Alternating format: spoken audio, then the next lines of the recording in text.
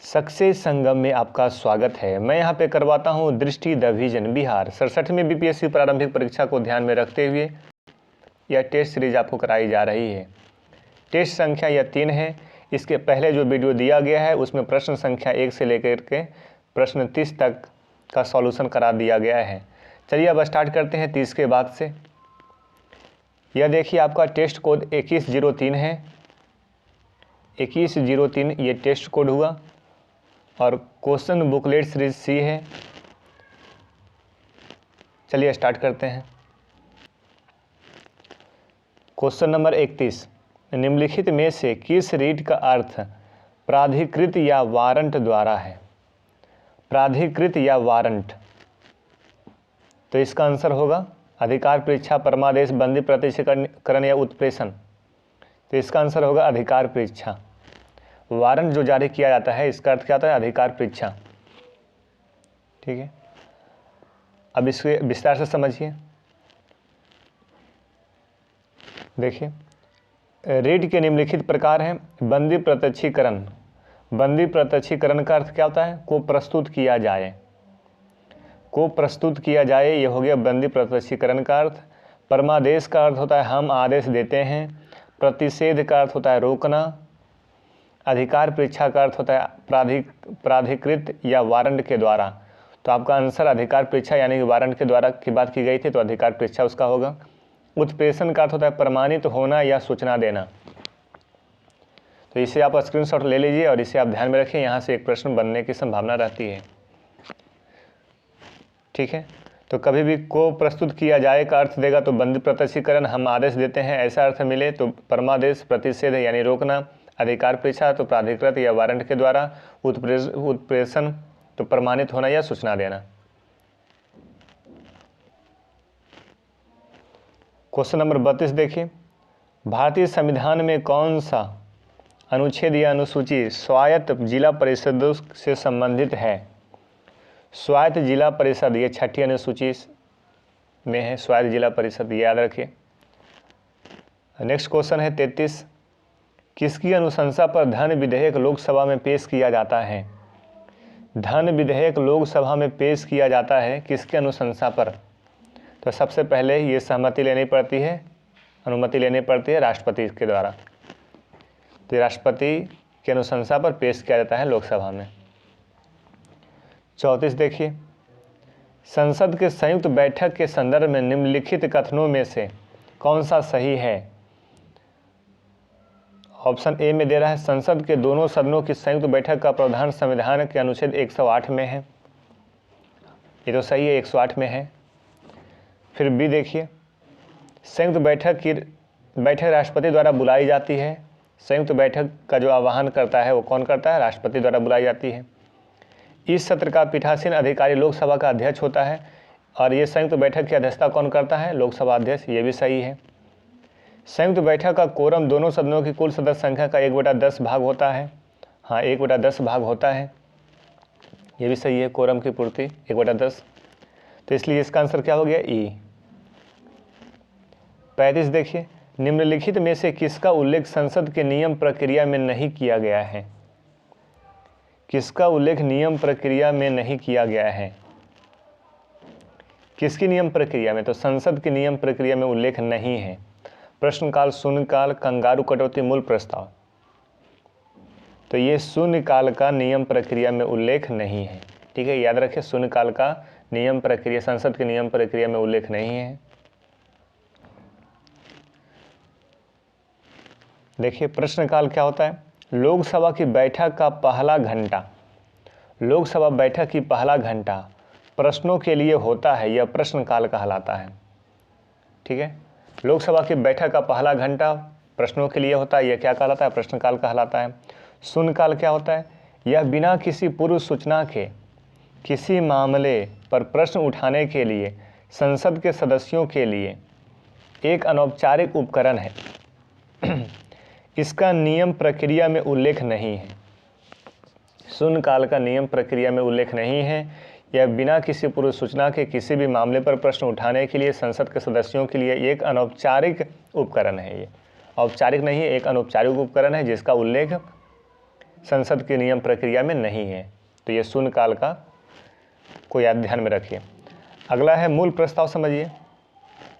मूल प्रस्ताव यह ऐसी स्वयंपूर्ण स्वतंत्र प्रस्थापना है जो सभा के अनुमोदनों के लिए प्रस्तुत किया जाए और उसका मसौदा इस प्रकार तैयार किया जाता है कि इससे सभा का कोई विनिश्चय अभिव्यक्ति हो सके। उदाहरणार्थ सभी संकल्प मूल प्रस्ताव होते हैं। अच्छा, कोई भी संकल्प जब पहली बार लाया जाता है तो उस संकल्प का जो प्रारंभिक अवस्था है, कोई भी संकल्प को जब पेश किया जाता है, लाया जाता है, तो उसको मूल प्रस्ताव भी कहा जाता है। अगला है कंगारू कटौती। इसके तहत वाद विवाद एवं मतदान के लिए केवल महत्वपूर्ण खंड सामने लाए जाते हैं और शेष खंडों को छोड़ दिया जाता है और उसे पारित कर दिया जाता है। कंगारू कटौती से क्या समझते हैं? इसके तहत वाद विवाद एवं मतदान के लिए केवल महत्वपूर्ण खंड सामने लाए जाते हैं और शेष खंडों को छोड़ दिया जाता है, उसे पारित कर दिया जाता है। मतलब जहाँ पर विवाद है उस विवाद वाले मुद्दे को सामने लाया जाता है, उस पर मतदान करवाई जाती है, इसी को कहा जाता है कंगारू कटौती। और जहाँ जो मुद्दा विवादित नहीं है, जो संकल्प विवादित नहीं है, उसे पारित कर दिया जाता है और बाकी विवादित को सामने लाया जाता है और उस पर मतदान कराई जाती है। ये हो गया कंगारू कटौती। तो कंगारू कटौती, मूल प्रस्ताव, प्रश्नकाल, तीनों संसद के नियम प्रक्रिया में उल्लेख है, लेकिन शून्यकाल का नियम प्रक्रिया में उल्लेख नहीं है। और शून्यकाल क्या है? बिना किसी पूर्व सूचना के संसद के सदस्यों के लिए अनौपचारिक उपकरण है और इसके माध्यम से प्रश्न उठाते हैं संसद के सदस्य लोग। ठीक है, चलिए अब क्वेश्चन नंबर 36 देखते हैं। भारत के संविधान में शिक्षा के अधिकार को किस संविधान संशोधन के माध्यम से मूल अधिकारों में जोड़ा गया है? तो ये 86वां संशोधन अधिनियम 2002 में मूल अधिकारों में जोड़ा गया है। क्या? शिक्षा के अधिकार को। ध्यान रखिए। तो इसका आंसर क्या हो गया? डी।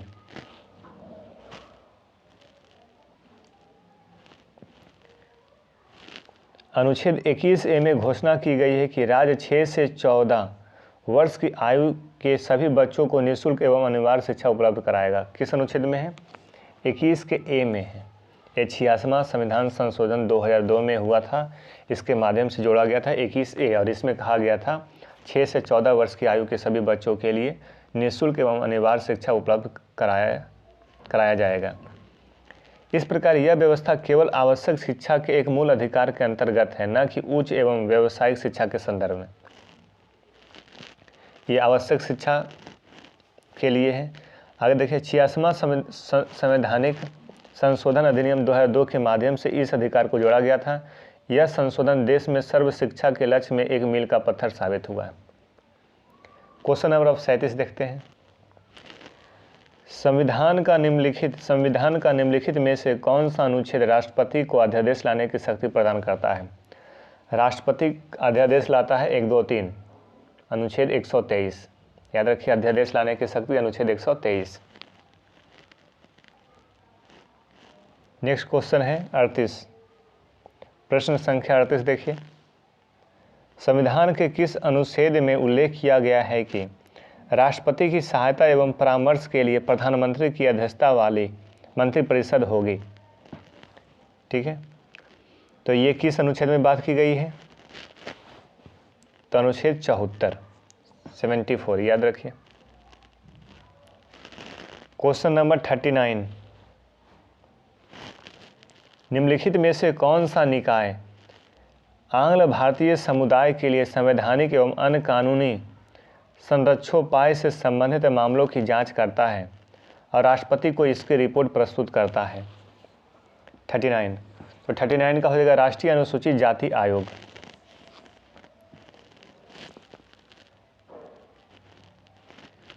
देखिए, बताया गया है अनुसूचित जातियों के लिए राष्ट्रीय आयोग ही आंग्ल भारतीय समुदाय के लिए संवैधानिक एवं अन्य कानूनी संरक्षोपाय से संबंधित मामलों की जांच और इस पर राष्ट्रपति को रिपोर्ट प्रस्तुत करता है।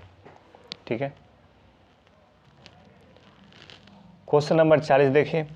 भारतीय निर्वाचन आयोग के अनुसार राष्ट्रीय दल, कौन से दल की बात की जा रही है? राष्ट्रीय दल के रूप में मान्यता प्राप्त करने हेतु किसी राजनीतिक दल को कितने राज्यों में राज्य स्तरीय दल के रूप में मान्यता प्राप्त करनी होनी चाहिए? तो कम से कम 4 राज्य में, तो ऑप्शन कहाँ है, 4 राज्य, 4 राज्य, तो ये ऑप्शन आंसर क्या हो गया, सी। कम से कम 4 राज्य में राज्य स्तरीय दल की मान्यता प्राप्त होनी चाहिए, तो वो दल कौन सा क्या कहा जाएगा, राष्ट्रीय दल की मान्यता मिल जाएगी उसको। इसे समझ लीजिए अच्छे से। किसी राजनीतिक दल को राष्ट्रीय दल के रूप में तब मान्यता दी जाएगी जब वह निम्नलिखित अर्हताओं में से किसी एक को पूरा करता हो। अर्हता देखिए, लोकसभा चुनाव में कुल लोकसभा सीटों की 2% या फिर 11 सीट पर जीत हासिल की हो तथा ये सीटें कम से कम 3 अलग अलग राज्यों से हो।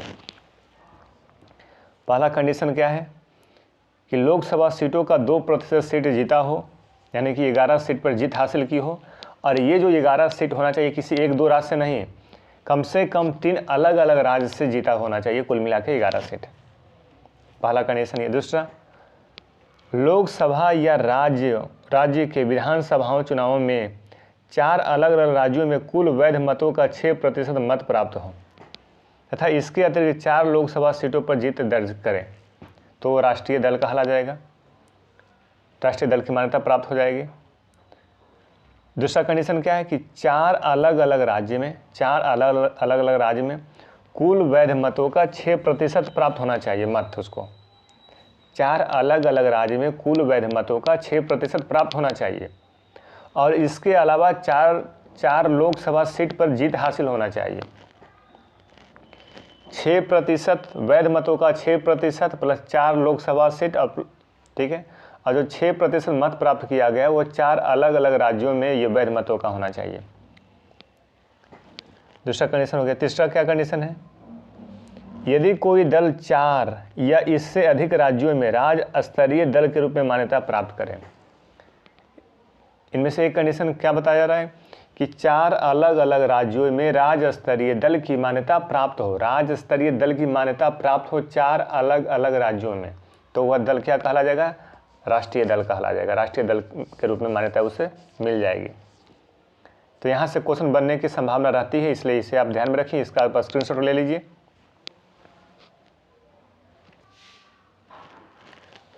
क्वेश्चन नंबर 41, निम्नलिखित में से कौन पृथक बिहार राज्य की मांग करने वाला प्रथम व्यक्ति था। पृथक बिहार राज्य की मांग करने वाला प्रथम व्यक्ति डॉक्टर सच्चिदानंद सिन्हा थे। ठीक है, तो आंसर हो गया सी। समझ लीजिए इसको अच्छे तरीके से।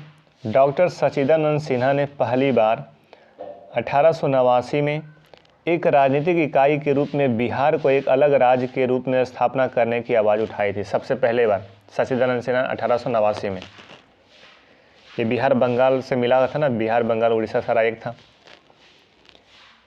तो अलग करने की बात की थी सच्चिदानंद सिन्हा ने। आगे देखिए, वर्ष 1894 में बिहार प्रांत के निर्माण की मांग के लिए बिहार टाइम्स नामक एक पत्रिका शुरू की गई थी। 1894 में एक पत्रिका शुरू की गई थी, बिहार टाइम्स नाम का था, और बिहार प्रांत के निर्माण की मांग की गई थी। इसमें डॉक्टर सिन्हा ने एक अलग बिहार प्रांत के लिए आंदोलन शुरू किया था। वर्ष 1899 से 1920 तक भारतीय राष्ट्रीय कांग्रेस ने सदस्य रहे थे सच्चिदानंद सिन्हा। उन्होंने होम रूल लीग आंदोलन में भी भाग लिया था। सच्चिदानंद सिन्हा के बारे में बताया जा रहा है। सच्चिदानंद सिन्हा कहाँ के थे, तो बिहार के ही थे। क्वेश्चन नंबर 42 देखिए, भारत के महान्यायवादी के संबंध में निम्नलिखित तथ्यों में कौन सा सही नहीं है। कौन सा सही नहीं है बात की जा रही है। तो भारत के महान्यायवादी के संबंध में वह देश का सर्वोच्च कानूनी अधिकारी होता है, तो पहला तो सही है। वह केंद्रीय कार्यपालिका का हिस्सा नहीं होता है, यहाँ पे ये डॉट है। सी देखिए, उसकी नियुक्ति भारत के राष्ट्रपति द्वारा की जाती है, ये भी सही है। उसमें उन योग्यताओं का होना आवश्यक है जो सर्वोच्च न्यायालय के किसी न्यायाधीश की नियुक्ति के लिए होती है, हाँ ये भी सही है। तो इसका आंसर क्या हो गया, 42 का बी। चलिए समझ लेते हैं इसको अच्छी तरीके से। भारतीय संविधान का अनुच्छेद 76 भारत के महान्यायवादी के पद का प्रावधान करता है। डायरेक्ट यहाँ से भी पूछ सकता है कि महान्यायवादी का उल्लेख किस अनुच्छेद में, तो 76 में। वह केंद्र सरकार का मुख्य कानूनी सलाहकार होता है। कौन? महान्यायवादी केंद्र सरकार का कानूनी सलाहकार होता है। सर्वोच्च न्यायालय में भारत सरकार का मुख्य अधिवक्ता होता है या प्रतिनिधित्व होता है। सर्वोच्च न्यायालय में भारत सरकार का मुख्य अधिवक्ता, यानी कि इसको भारत सरकार की एडवोकेट कहा जाता है। मुख्य एडवोकेट अधिवक्ता के रूप में कार्य करता है। सर्वोच्च न्यायालय में भारत सरकार का मुख्य अधिवक्ता महान्यायवादी होता है या कानूनी सलाहकार होता है केंद्र सरकार के। उसे भारत के राष्ट्रपति द्वारा संविधान के अनुच्छेद 76(1) के तहत नियुक्त किया जाता है। यानी नियुक्ति किसके द्वारा की जाती है? राष्ट्रपति के द्वारा। अनुच्छेद किस में दिया गया है? 76(1) में। तथा वह राष्ट्रपति के प्रसाद पर्यंत अपने पद पर बना रह सकता है। किसकी प्रसाद पर्यंत पर? यानी किसी इच्छा पर टिके रह सकता है पद पर? राष्ट्रपति के प्रसाद पर्यंत। आगे देखिए, महान्यायवादी केंद्रीय कार्यपालिका का हिस्सा होता है, और ऑप्शन में बोला था हिस्सा नहीं होता है, जबकि महान्यायवादी केंद्रीय कार्यपालिका का हिस्सा होता है और वह देश का सर्वोच्च कानूनी अधिकारी भी होता है। देश का सर्वोच्च कानूनी अधिकारी केंद्रीय कार्यपालिका का हिस्सा होता है महान्यायवादी। 76 में वर्णन किया गया है, अनुच्छेद 76 में। राष्ट्रपति इसको नियुक्त करता है महान्यायवादी को। भारत सरकार का एडवोकेट होता है। आगे देखिए, वह ऐसा व्यक्ति होना चाहिए, यानी महान्यायवादी ऐसा व्यक्ति होना चाहिए जो सर्वोच्च न्यायालय के न्यायाधीश के रूप में नियुक्त होने की योग्यता रखता हो। महान्यायवादी ऐसा व्यक्ति होना चाहिए जो सर्वोच्च न्यायालय के न्यायाधीश के रूप में नियुक्त होने की योग्यता रखता हो, अर्थात वह भारत का नागरिक होना चाहिए। उसे किसी उच्च न्यायालय के न्यायाधीश के रूप में कार्य करने की 5 वर्षों का अनुभव होना चाहिए, या किसी उच्च न्यायालय में वकालत का 10 वर्षों का अनुभव होना चाहिए, या राष्ट्रपति के मतानुसार वह न्यायिक मामलों का जानकार होना चाहिए। ठीक है, राष्ट्रपति के मतानुसार, राष्ट्रपति के अनुसार न्यायिक मामलों का जानकार होना चाहिए, एक विख्यात व्यक्ति होना चाहिए जो कि न्यायिक मामले की जानकारी रखता हो, भारत का नागरिक होना चाहिए, 5 वर्ष का अनुभव होना चाहिए, उच्च न्यायालय में हाई कोर्ट में न्यायाधीश का 5 वर्षों का अनुभव होना चाहिए, या फिर 10 वर्षों का वकालत करने का अनुभव होना चाहिए। उच्च न्यायालय में 10 वर्षों का वकालत करने का अनुभव होना चाहिए, या 5 वर्षों का उच्च न्यायालय में न्यायाधीश के रूप में कार्य किया होना चाहिए, और या फिर राष्ट्रपति के मतानुसार वो एक दक्ष व्यक्ति होना चाहिए न्यायिक मामलों में। ठीक है, आगे देखिए, संविधान द्वारा महान्यायवादी के कार्यकाल को निश्चित नहीं किया गया है। संविधान द्वारा महान्यायवादी के कार्यकाल को निश्चित नहीं किया गया कि महान्यायवादी का कार्यकाल कितना होता है। यहाँ से भी क्वेश्चन पूछ देगा महान्यायवादी का कार्यकाल कितना होता है, जबकि संविधान में इसे कार्यरूप नहीं बताया गया है। चलिए नेक्स्ट क्वेश्चन पर, अब क्वेश्चन नंबर 43 देखिए। भारतीय संविधान 73वां संशोधन अधिनियम 1992 में उन सभी राज्यों में पंचायती राज की त्रिस्तरीय प्रणाली का प्रावधान करता है जिनकी संख्या 20 लाख से अधिक है। ठीक है, इसका आंसर क्या हो गया? बी। 43 का आंसर बी। भारतीय संविधान 73वां जो संशोधन अधिनियम 1992 में उन सभी राज्यों में पंचायती राज की त्रिस्तरीय प्रणाली प्रणाली का प्रावधान करता है जिसकी संख्या कितना होना चाहिए? 20 लाख से अधिक होना चाहिए। ठीक है, तो त्रिस्तरीय प्रणाली कौन कौन सा है? तो ग्राम के स्तर पर ग्राम पंचायत, ब्लॉक के स्तर पर पंचायत समिति, जिला स्तर पर जिला परिषद। तो ये राज्यों में पंचायती राज की त्रिस्तरीय प्रणाली इस प्रकार से है। तो 73वां संविधान संशोधन जो हुआ था 1992 में, उसमें त्रिस्तरीय प्रणाली का प्रावधान किया गया था। जिस राज्य की संख्या कितना से अधिक हो? 20 लाख से अधिक हो। 20 लाख से अधिक यदि जनसंख्या है तो वहाँ त्रिस्तरीय प्रणाली लागू करने की बात की गई थी। चलिए क्वेश्चन नंबर 44 देखिए। निम्नलिखित में से किस राज्य की विधानसभा सीटों की संख्या सर्वाधिक है? किसकी संख्या सर्वाधिक है? पश्चिम बंगाल, आंध्र प्रदेश, मध्य प्रदेश, बिहार। देखिए इस जगह पे पश्चिम बंगाल में विधानसभा की 294 सीट है। पश्चिम बंगाल में विधानसभा की 294 सीट है। बिहार में 243 सीट है, मध्य प्रदेश में 230 सीट है, आंध्र प्रदेश में 175 सीट है। तो आंसर क्या हो जाएगा? पश्चिम बंगाल। पश्चिम बंगाल में विधानसभा की सीटों की संख्या कितना है? 294 सीट। बिहार में 243, मध्य प्रदेश में 230, आंध्र प्रदेश में 175। ध्यान रखिए पश्चिम बंगाल के बारे में। क्वेश्चन बिहार से भी पूछ सकता है 243। क्वेश्चन नंबर 45 देखिए, निम्नलिखित में से कौन राज्य में कार्यपालिका का भाग नहीं है? तो राज्यपाल कार्यपालिका का भाग है, ठीक है, तो ये तो होगा ही नहीं, ये पूछ रहा है। मुख्यमंत्री भी है, मंत्रिपरिषद, ये सब कार्यपालिका का भाग है, लेकिन विधानसभा जो अध्यक्ष है ये कार्यपालिका का भाग नहीं है, इसलिए आंसर इसका क्या हो गया? बी। क्वेश्चन नंबर 46 देखिए, निम्नलिखित में से किस रीट को न्यायालय द्वारा किसी व्यक्ति द्वारा लोक कार्यालय में दायर अपने दावे की वैधता की जांच करने के लिए जारी किया जाता है? किस रीट के द्वारा न्यायालय द्वारा किसी व्यक्ति द्वारा लोक कार्यालय में दायर अपने दावे की वैधता की जांच करने के लिए जारी किया जाता है? तो ये आपका हो जाएगा अधिकार परीक्षा, ठीक है।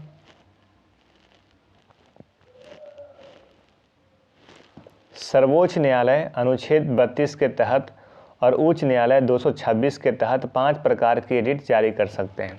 कितने प्रकार की रिट? 5 प्रकार की रिट सर्वोच्च न्यायालय अनुच्छेद 32 के तहत और उच्च न्यायालय 226 के तहत रिट जारी करते हैं, जिसमें बंदी प्रत्यक्षीकरण, परमादेश, प्रतिषेध, उत्प्रेषण और अधिकार परीक्षा शामिल है। हालांकि संसद अनुच्छेद 32 के तहत किसी अन्य न्यायालय को भी इन रिटों को जारी करने का अधिकार प्रदान कर सकती है। संसद जो है अनुच्छेद 32 के तहत किसी अन्य रिट को भी न्यायालय को इन रिटों को जारी करने का अधिकार प्रदान कर सकता है। कौन? संसद। अधिकार परीक्षा, इसका समझिए, इसका शाब्दिक अर्थ है किसी प्राधिकृत या वारंट के द्वारा। इसे न्यायालय द्वारा लोक कार्यालय में दायर किसी व्यक्ति के दावे की वैधता की जांच करने के लिए जारी किया जाता है। यदि कोई व्यक्ति दावा करता है और अपनी वैधता की जांच करने की बात करता है तो न्यायालय द्वारा इसे जारी किया जाता है अधिकार परीक्षा को। अतः किसी व्यक्ति को लोक कार्यालय पर अवैध अनाधिकार ग्रहण करने से रोकता है। लोक कार्यालय है तो उस पर अवैध अनाधिकार करने से इसको रोकता है, यानी कि किस अधिकार पर ये तुम काम कर रहे हो, किस अधिकार से ये तुम काम कर रहे हो, इसे रोकता है। उसी को कहा जा रहा है अधिकार परीक्षा। रिट को पूरक लोक कार्यालय के मामले में तब तक जारी किया जाता है जब तक उसका निर्माण संवैधानिक हो। इसके अतिरिक्त इसे कैबिनेट कार्यालय या निजी कार्यालय के द्वारा जारी नहीं किया जाता है। इसे कैबिनेट कार्यालय या फिर निजी कार्यालय के द्वारा जारी नहीं किया जाता, इसे न्यायालय द्वारा जारी किया जाता है। कोई व्यक्ति यदि अपनी वैधता के दाव को पेश करता है, जांच करने की दावा करता है, तो न्यायालय द्वारा उसको जारी किया जाता है। आगे समझिए, अन्य 4 रिटों के विरुद्ध इसे किसी भी व्यक्ति द्वारा जारी किया जा सकता है। इसे किसी भी व्यक्ति के द्वारा जारी किया जा सकता है, न कि केवल पीड़ित व्यक्ति के द्वारा। ये जो अधिकार परीक्षा है, कोई जो पीड़ित व्यक्ति है उसके सगे संबंधी कोई संस्था वगैरह भी इसका दावा कर सकते हैं और न्यायालय इसके लिए अधिकार परीक्षा रिट जारी कर सकता है। ठीक है, चलिए अब अगला क्वेश्चन, निम्नलिखित में से कौन बिहार का पहला मुख्यमंत्री था? कृष्ण सिंह पहला मुख्यमंत्री थे। 48, केंद्रीय सूचना आयोग अपनी वार्षिक रिपोर्ट किससे प्रस्तुत करता है? CIC केंद्रीय सूचना आयोग अपनी वार्षिक रिपोर्ट कार्मिक मंत्रालय को प्रस्तुत करता है। ध्यान रखिए, केंद्रीय सूचना आयोग यानी सेंट्रल इंफॉर्मेशन कमीशन CIC सूचना अधिकार अधिनियम के प्रावधान के अंतर्गत केंद्र सरकार यानी कि कार्मिक मंत्रालय को अपनी वार्षिक रिपोर्ट प्रस्तुत करता है। CIC जो आयोग है ये कार्मिक मंत्रालय यानी केंद्र सरकार को अपनी रिपोर्ट प्रस्तुत करता है। केंद्र सरकार इस रिपोर्ट को संसद के प्रत्येक सदन के समक्ष रखती है। ठीक है, बिहार लोक सेवा आयोग अस्तित्व में आया था 1949 में आया था अस्तित्व में। बिहार लोक सेवा आयोग 1949 में अस्तित्व में आया था।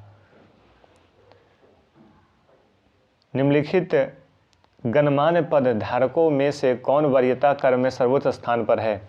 सर्वोच्च स्थान पर कैबिनेट मंत्री है, लोकसभा अध्यक्ष, राज्यसभा का उपसभापति, सर्वोच्च न्यायालय का न्यायाधीश कौन है? तो इसमें लोकसभा का अध्यक्ष, इन जो ऑप्शन दिया हुआ है इसमें आपका सबसे उच्च स्थान पे है। देखिए यहाँ पे आप समझ सकते हैं गणमान्य पद धारकों का सही क्रम जो ऑप्शन दिया होता है उसके अकॉर्डिंग लोकसभा का अध्यक्ष सबसे पहले स्थान पे है। दूसरा जो केंद्रीय मंत्रिमंडल के जो मंत्री आते हैं, लोकसभा अध्यक्ष पहले, फिर मंत्रिमंडल, फिर सर्वोच्च न्यायालय के न्यायाधीश आ जाएंगे, फिर राज्यसभा का उपसभापति आएगा।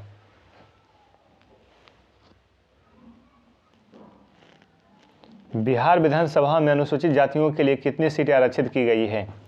अनुसूचित जातियों के लिए कितनी सीटें आरक्षित की गई है? तो यह है आपका 38 सीट आरक्षित की गई है।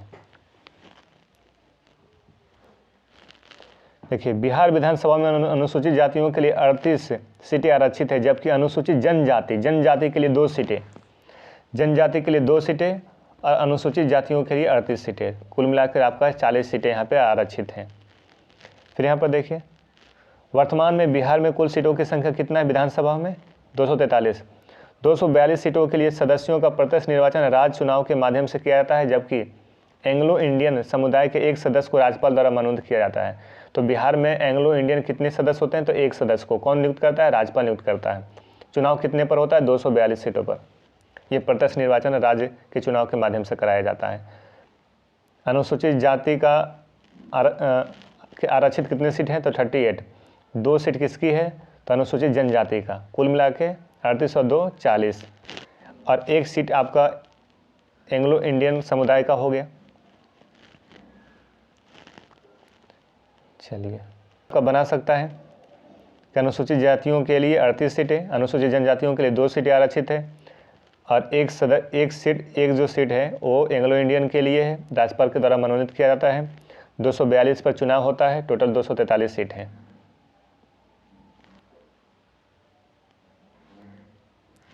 देखिए संविधान के निम्नलिखित में से किस अनुच्छेद के तहत किसी राज्य में मंत्रिपरिषद का गठन किया जाता है? तो अनुच्छेद 163, याद रखिएगा, अनुच्छेद 163 राज्य में मंत्रिपरिषद का गठन किया जाता है। 53 देखिए बिहार में कितने जिले हैं? तो बिहार में 38 जिले हैं, 38 जिले हैं, जो कि ऑप्शन में नहीं है, इसलिए इसका आंसर क्या हो गया? ई। ठीक है।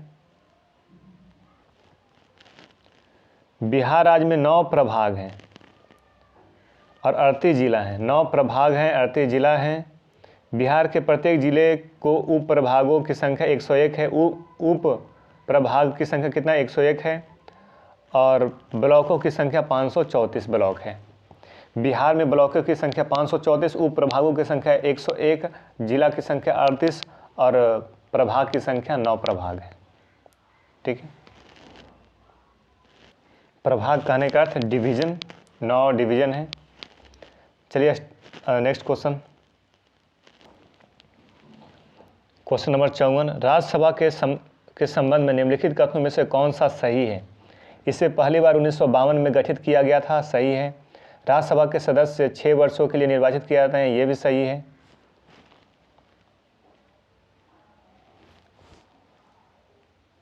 राष्ट्रपति द्वारा राज्यसभा में कुल 12 सदस्य मनोनीत किए जाते हैं, ये भी सही है। इसके अतिरिक्त अखिल भारतीय सेवाओं का सृजन का अधिकार प्राप्त है, ये भी सही है। इसका आंसर क्या हो जाएगा? ई।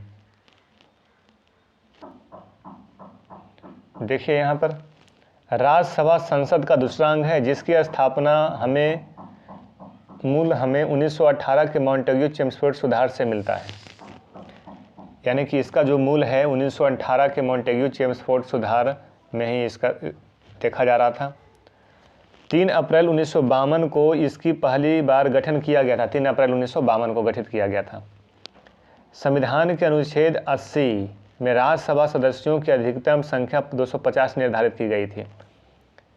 अनुच्छेद 80 में बताया गया है कि राज्यसभा की अधिकतम संख्या कितना होना चाहिए? 250, जिसमें 12 सदस्य राष्ट्रपति के द्वारा मनोनीत किए जाते हैं। देखिए 12 सदस्य मनोनीत किए जाते हैं। 238 सदस्य राज्यों एवं 2 केंद्र शासित प्रदेशों का प्रतिनिधित्व करते हैं। ये सदस्य 6 वर्ष की अवधि के लिए चुने जाते हैं। देखिए 6 वर्ष की अवधि के लिए 238 सदस्य राज्यों एवं केंद्र शासित प्रदेशों का प्रतिनिधित्व करते हैं। 12 सदस्य राष्ट्रपति के द्वारा मनोनीत किए जाते हैं। अनुच्छेद 80 में बताया गया है, इसकी अधिकतम संख्या 250 निर्धारित की गई है। राज्यसभा को निम्नलिखित कुछ विशेष शक्तियां भी प्राप्त है। देखिए शक्तियां क्या क्या है? किसी विषय को एक निर्दिष्ट अवधि के लिए राज्य सूची से संघ सूची में स्थानांतरित करने का अधिकार। अनुच्छेद 249 में बताया गया है कि किसी विशेष निर्दिष्ट अवधि के लिए, कुछ समय के लिए राज्य सूची से संघ सूची में कोई भी विषय यदि राज्य सूची का है तो उसे संघ सूची में डाल दो।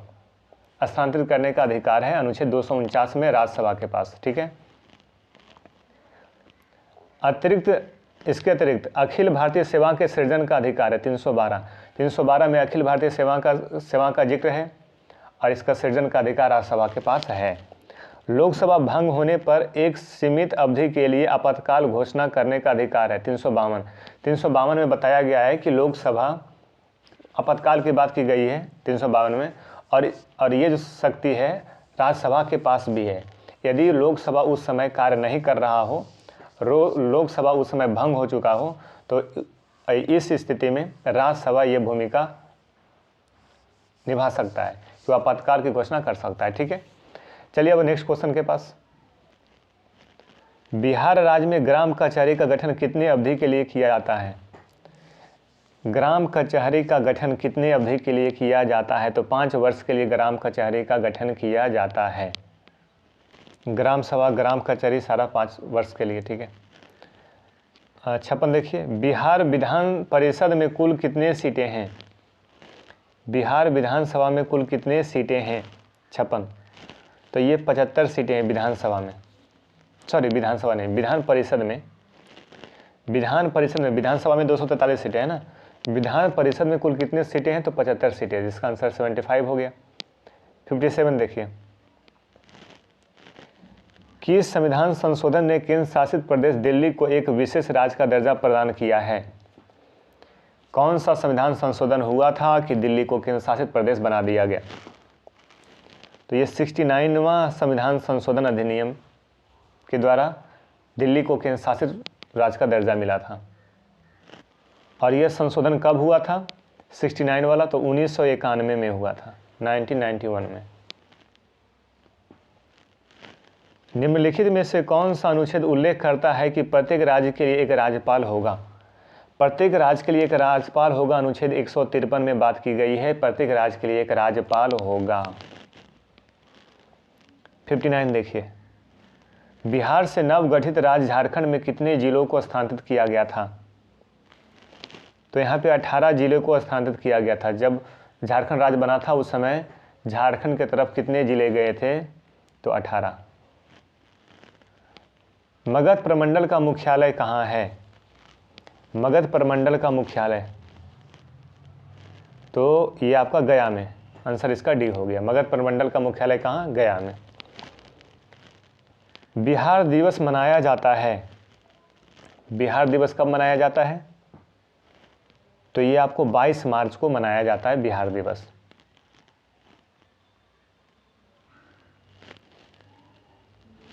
बिहार दिवस प्रत्येक वर्ष 22 मार्च को मनाया जाता है, जो बिहार राज्य के गठन का प्रतीक है। 22 मार्च 1912 को अंग्रेजों ने बिहार राज्य को बंगाल प्रेसिडेंसी से अलग किया था। 22 मार्च 1912 को बिहार बंगाल से अलग हुआ था। बिहार में यह दिन सार्वजनिक अवकाश का दिन होता है, छुट्टी रहती है। बिहार की आधिकारिक भाषाएं कौन सी है? आधिकारिक भाषा कौन सी है बिहार में? ठीक है, इसका आप लोग आंसर दीजिए। बिहार की आधिकारिक भाषाएं कौन सी है? कमेंट में ज़रूर आंसर दीजिएगा। इस वीडियो को यहीं पर समाप्त करते हैं, मिलते हैं अब अगले वीडियो में। तब तक के वीडियो को आप 2 से 3 बार देखिए। Okay bye, thank you.